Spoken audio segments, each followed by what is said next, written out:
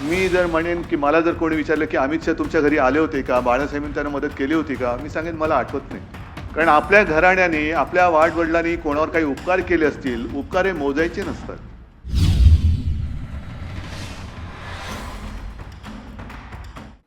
आणि या पुस्तकामध्ये जे गेले काही दिवस संजयच्या मुलाखती येत आहेत, त्यातले काही प्रसंग हे चर्चिले जातात. त्याच्यामध्ये एक आहे तो अमित शहाचा.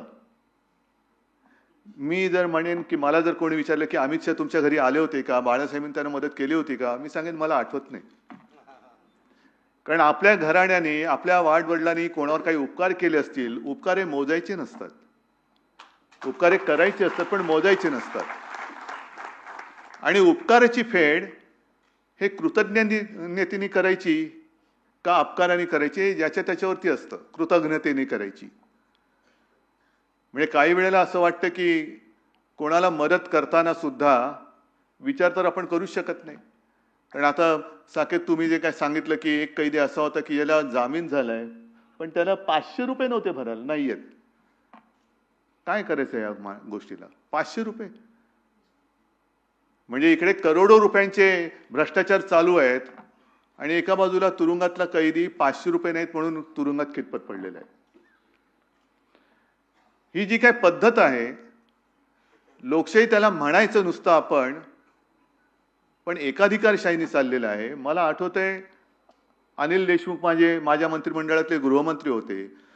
असं कोणता देश असेल की ज्या देशामध्ये मुख्यमंत्र्यांना अटक होते, केजरीवाल अटक झाली, सोरेंना अटक झाली, गृहमंत्र्यांना अटक झाली.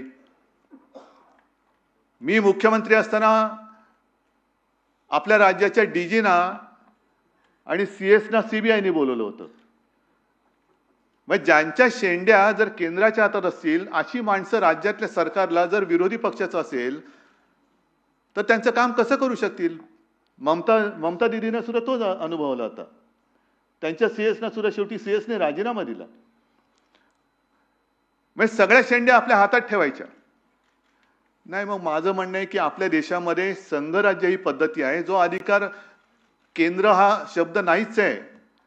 ते जे काय सरकार आहे त्या सरकारला जेवढा अधिकार आहे तेवढाच अधिकार हा कायद्याने राज्याला सुद्धा आहे आणि तो असलाच पाहिजे. जर ईडी, इन्कम टॅक्स, सीबीआय आणि तुमचा जो काय तो कायदा लावलाय कुठला तो पीएमएलए तो लावण्याचा अधिकार दिल्लीतल्या सरकारला असेल तर तोच अधिकार आमच्या राज्याच्या सरकारला सुद्धा पाहिजे. टाका त्यांच्यावरती धाडी, बसवा त्यांना सुद्धा आतमध्ये द्या ना. काही दिवस या तिघांकडे आता हे भोगून आलेत ना, संजय आलेला आहे, साकेत आहे आणि अनिल देशमुख यांच्याकडे द्या ना चार्ज. आणि मग ते सांगतील त्यांच्यावरती धाडी टाका त्यांना तुरुंगात आणि सिद्ध करा तुम्ही निर्दोष आहात. हा सगळा प्रकार याच्या विरुद्ध लढत तर राहिलं पाहिजे. सगळे काही माझ्या हातामध्येच पाहिजे. आजच दिवसा ते निवडणूक आयोगाचे सगळे अधिकारी आले होते. 1 नेशन 1 इलेक्शन, बरोबर ना साकेत? त्याच्यासाठी तुम्ही पण आला होतात. आपल्याकडनं अनिल परब आणि अनिल देसाईने मी पाठवलेलं.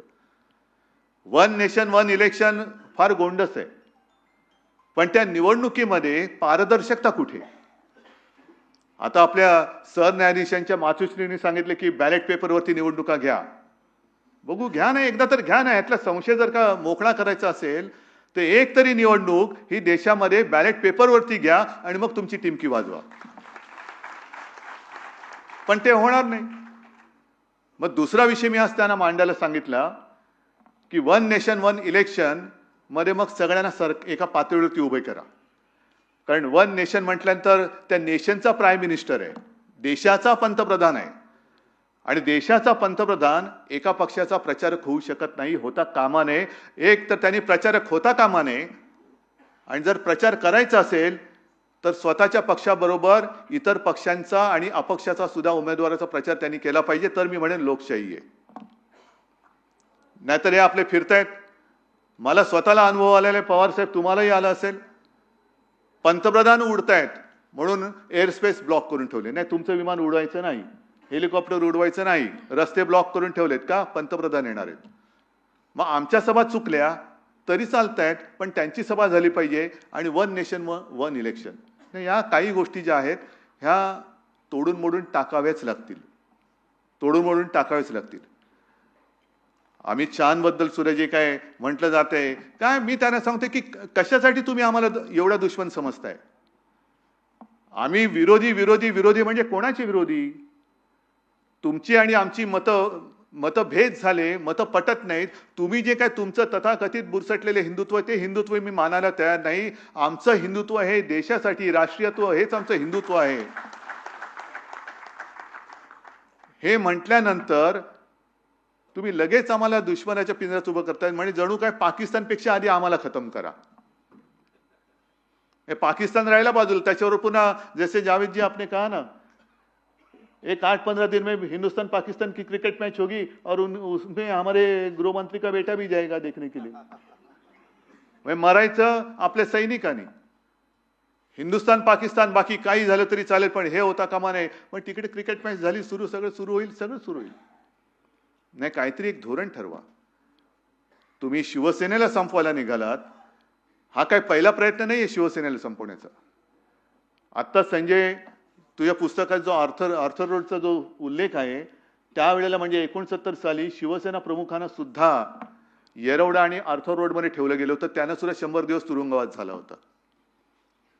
आणि 69 सालची परिस्थिती फार भयानक होती. सीमा प्रश्नाचा विषय होता.